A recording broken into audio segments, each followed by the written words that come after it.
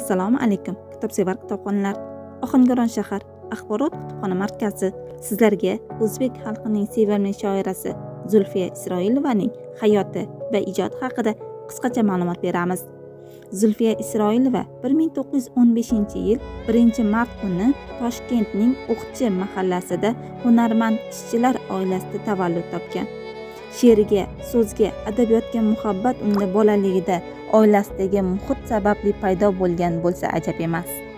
Uning ilk she'ri Men ish qizi nomi bilan 1931-yil Ishchi gazetasi chop etiladi. Havaskor shoiraning bu kabi ilk she'rlari Yangi yo'l jurnali, Qizil O'zbekiston, Yosh Leninchi gazetalarida chop etiladi. 1944-yilda turmush o'rtog'i Hamid Olimjon avtohalokatda vafot etadi. Shoir Hamid Olimjon xotirasiga bag'ishlab yaratgan Hayot jilosi, O'rik gullaganda, Xayollar, Sog'inish va boshqa to'plamlardan joy olgan she'rlari tuyg'ular, falsafiy umumlashmalari, hayotga muhabbat ruhi bilan sug'orilgan she'rlar turkumiga kiradi.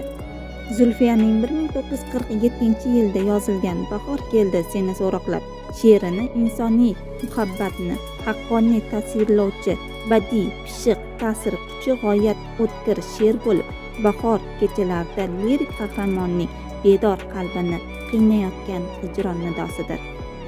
Salqin sahrolarda, bodom gulida, binafsha labida, yerlarda bahor, qushlarning parvozi, yillarning nozi, baxmal vodiylarda, qirlarda bahor.